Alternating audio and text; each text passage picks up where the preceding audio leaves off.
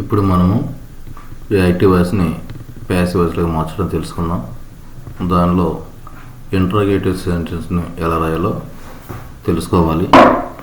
Tense వచ్చేటప్పటికి simple past అనేటువంటి దానికి సంబంధించి మనం ఇక్కడ 4 స్ట్రక్చర్స్ రాసాం. మనలో 4 ఎగ్జాంపుల్స్ రాసాం. ఒక్కో స్ట్రక్చరు ఒక్కొక్క ఎగ్జాంపుల్. ఫస్ట్ స్ట్రక్చర్కి ఫస్ట్ ఎగ్జాంపుల్, సెకండ్ స్ట్రక్చర్కి సెకండ్ ఎగ్జాంపుల్, థర్డ్ స్ట్రక్చర్కి థర్డ్ ఎగ్జాంపుల్, ఫోర్త్ స్ట్రక్చర్కి ఫోర్త్ ఎగ్జాంపుల్. మళ్ళీ ఇంకొద్దిగా రివర్స్ చేస్తే దీన్ని ఫస్ట్ స్ట్రక్చర్ వచ్చేటప్పటికి పాజిటివ్ సెంటెన్స్,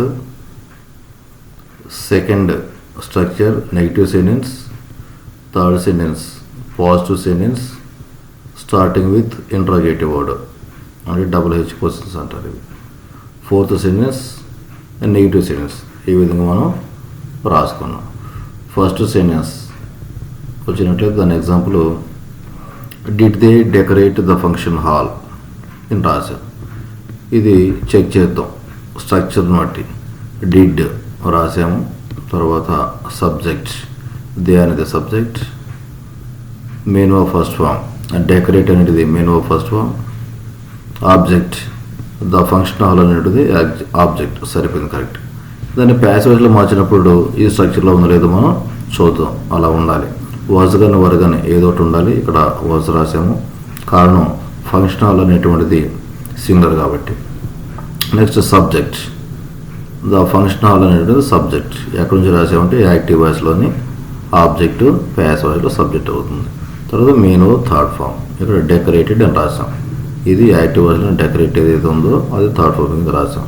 తర్వాత బై రాసాము, ఇది బై అనేది ప్రిపోజిషన్ అవుతుంది. తర్వాత ఆబ్జెక్ట్ ఇక్కడ మనము దే అనేది రాసాం. యాక్టివ్ వాయిస్లో ఏదైతే దే ఉందో అది ప్యాసివ్ వాయిస్లో వచ్చేటప్పుడు దెమ్మని మార్చుకుందాం. సరిపోయింది. ఫస్ట్ స్ట్రక్చరు ఫస్ట్ ఎగ్జాంపుల్ కరెక్ట్గా ఉంది. సెకండ్ స్ట్రక్చర్ చూద్దాం. దానికి example second example did not they decorate the function halls అని రాసాం. ఇది కరెక్ట్గా ఉందో లేదో చెక్ చేద్దాం.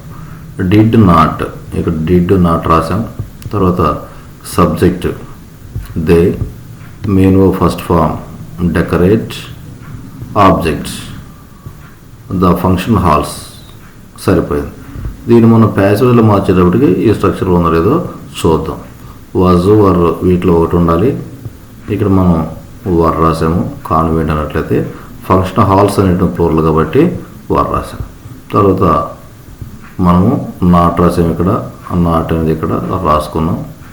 తర్వాత సబ్జెక్ట్ ద ఫంక్షన్ హాల్స్ అనేటువంటిది సబ్జెక్ట్. ఇది యాక్టివ్ వాయిస్లో ఆబ్జెక్ట్. నెక్స్ట్ వచ్చేటప్పటికి మెయిన్ థర్డ్ ఫామ్. ఇక్కడ మెయిన్ థర్డ్ ఫామ్ డెకరేటెడ్. దీన్ని మనం యాక్టివ్ వాయిస్ నుండి తీసుకొచ్చాము. ఇది ఫస్ట్ ఫాము. ఇక్కడ ప్యాసివ్ వచ్చేటప్పటికి థర్డ్ ఫామ్ అయిపోయింది. తర్వాత బై రాసాం, లేదంటే బై రాసాం. లాస్ట్లో ఆబ్జెక్ట్ ఇక్కడ దేమ్ అనేది ఆబ్జెక్ట్. కరెక్ట్గా అన్నీ కూడా ఉన్నాయి. ఇది యాక్టివ్ వాయిస్లోనే ఏదైతే దేమ్ ఉందో ఇది సబ్జెక్టు, ప్యాసివ్లో వచ్చేటప్పటికి ఆబ్జెక్ట్ అవుతుంది. సెకండ్ స్ట్రక్చర్ దాని ప్రకారంగా సెకండ్ ఎగ్జాంపుల్ కరెక్ట్గా ఉంది. తర్వాత third one structure third example when did they decorate the function hall. ఇది యాక్టివ్ వాయిస్. చెక్ చేద్దాం. ఇంట్రాగేటివ్ వర్డ్ డిడ్ ఉందో లేదంటే ఉన్నాయి. ఇంట్రాగేటివ్ వర్డ్ వెన్, తర్వాత డిడ్ రెండు ఉన్నాయి. తర్వాత సబ్జెక్టు దీనిలో దే అనేది సబ్జెక్ట్, మెయిన్ ఫస్ట్ ఫామ్. దీనిలో డెకరేట్ అనేది మెయిన్ ఫస్ట్ ఫామ్. తర్వాత ఆబ్జెక్ట్ దీనిలో ద ఫంక్షన్ హాల్ అనేటువంటిది ఆబ్జెక్ట్. సరిపోయింది. దీని ఇప్పుడు మన ప్యాసేజ్లో మార్చేటప్పటికి ఇలా రాసేం లేదో చూద్దాం. ఇక్కడ ఇంట్రాగేటివ్ వర్డ్ వెన్ రాసాం. సరిపోయింది. తర్వాత వాజ్ కానీ వర్ కానీ ఏదో ఒకటి రాయాలి. ఇక్కడ మనం వాజ్ రాసాం, కారణం ద ఫంక్షన్ హాల్ అనేటువంటిది సింగులర్ కాబట్టి. నెక్స్ట్ సబ్జెక్ట్ రాయాలి. ఇక్కడ మనం ద ఫంక్షన్ హాల్ అనేటువంటిది సబ్జెక్ట్. ఇది యాక్టివ్ వాయిస్లో ఉన్నటువంటి ఆబ్జెక్ట్. సరిపోయింది. Next main third form decorated అనేటువంటి మెయిన్ థర్డ్ ఫామ్. ఇది యాక్టివ్ వాయిస్లోనే మెయిన్ ఫస్ట్ ఫామ్. తర్వాత బై అనేది రాసాము, ప్రిపోజిషన్ అవుతుంది. లాస్ట్లో వచ్చేటప్పటికి ఆబ్జెక్ట్. ఇది దే అనేటువంటిది ఆబ్జెక్ట్. యాక్టివ్ వాయిస్లో దేది అది సబ్జెక్ట్. ఇప్పుడు థర్డ్ ఎగ్జాంపుల్ కరెక్ట్గా ఉంది. Fourth structure, fourth example. ఇది నెగిటివ్ సెంటెన్స్ అని అంటారు ఇంట్రాగేటివ్ వర్డ్తో. Interrogative word did. ఇక్కడ వెన్ అది ఇంట్రాగేటివ్ వర్డ్, తర్వాత డిడ్ అనేది రాసాం. వెంటనే నాట్, ఇక్కడ నాట్ కూడా రాసాం. తర్వాత సబ్జెక్టు, దే అనేది subject, main verb first form, decorate అనేది మెయిన్ వర్బ్ ఫస్ట్ ఫామ్, తర్వాత ఆబ్జెక్ట్, ద ఫంక్షన్ హాల్స్ అనేది ఆబ్జెక్ట్. కరెక్ట్గా ఉంది. ఇప్పుడు దీన్ని ప్యాసేజ్లో మారిస్తే ఇలాగ మనం మార్చుకోవాలి, రాయాలి. ఇంట్రాగేటివ్ వర్డ్ వెన్ అనేది రాసాం, అంటే యాక్టివ్ వాయిస్లో ఏదైతే ఇంట్రాగేటివ్ వర్డ్ వెన్ ఉందో దాన్ని మనం ప్యాసేజ్లో అలాగే రాసుకోవచ్చు. నెక్స్ట్ వర్స్ కానీ వర్ కానీ ఏదో ఒకటి రాయాలి. ఇక్కడ మనం వర్ రాసాం. కారణం ఏంటన్నట్లయితే ఫంక్షన్ హాల్స్ అనేటువంటిది ప్లూరల్ కాబట్టి వర్ అనేది రాయవలసి వచ్చింది. తర్వాత నెగిటివ్ నాట్ రాసాం. ఇక్కడ నాట్ కూడా ఇక్కడ మనం నోట్ చేసాం. నెక్స్ట్ సబ్జెక్ట్ రాయాలి. ఫంక్షన్ హాల్స్ అనేటువంటిది సబ్జెక్ట్, ఇది యాక్టివ్ వాయిస్లోని ఆబ్జెక్ట్. తర్వాత మెయిన్ వర్బ్ థర్డ్ ఫామ్. ఇక్కడ డెకరేటెడ్ అనేటువంటిది మెయిన్ వర్బ్ థర్డ్ ఫామ్, అది యాక్టివ్ వాయిస్లో main verb first form. Next by అని మనం నోట్ చేసాం. తర్వాత ఆబ్జెక్ట్ దెమ్ అనేది రాసాము, సరిపోయింది, అది యాక్టివ్ వాయిస్లోని సబ్జెక్ట్. కరెక్ట్గా రాసుకున్నాం మనం, ఎక్కడ కూడా పొరపాట్లు అనేవి లేవు.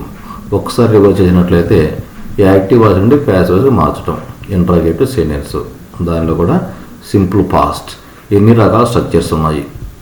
4 రకాలు ఉన్నాయి. 4.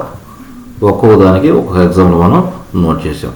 ఈ విధంగా కానీ మీరు నోట్ చేసుకున్నట్లయితే, బాగా చదువుకున్నట్లయితే, అర్థం చేసుకున్నట్లయితే ఈజీగా ఉంటుంది. ప్రతి ఎగ్జామినేషన్లో కూడా మీకు చాలా ఉపయోగకరంగా ఉంటుంది. ఇది ఒకవేళ మీకు వీడియో నచ్చినట్లయితే లైక్ చేయండి, మీ ఫ్రెండ్స్ కూడా షేర్ చేయండి. మీ అందరూ కూడా దీని గురించి డిస్కస్ చేసుకోండి. ప్రతి ఎగ్జామ్లో కూడా మీకు ఇది బాగా ఉపయోగపడుతుంది. ఎవరికైనా ఏదైనా ఒక టాపిక్ అర్థం కాలేదు, లేకపోతే టఫ్గా ఉందని అంటే అది యాక్టివ్ వాయిస్ నుండి ప్యాసివ్గా మార్చేయడం, దానిలో ఇంటరాగేటివ్ సెంటెన్స్ అవుతుంది. అది ఇంటరాగేటివ్ మోడల్. ప్రతిదీ సమస్యగానే ఫీల్ అవుతారు. ఇంటరాగేటివ్లో సింపుల్ ప్రెజెంట్ కానీ, ప్రెజెంట్ కంటిన్యూస్ కానీ, టెన్సెస్ ఏవైనా సరే, టెన్స్ ఇక్కడ సెంటెన్స్లు అనేవి 4 ఉంటాయి. దానిలో ఇంటరాగేటివ్ సెంటెన్స్ కొద్దిగా టఫ్గా ఫీల్ అవుతారు. టెన్సెస్ నేను చెప్తూ వస్తున్నాను, మీరు దీన్ని ఫాలో అవ్వండి, తెలుసుకోండి. ఎగ్జామినేషన్లో మీకు మంచి స్కోరింగ్ వస్తుంది. Thank you.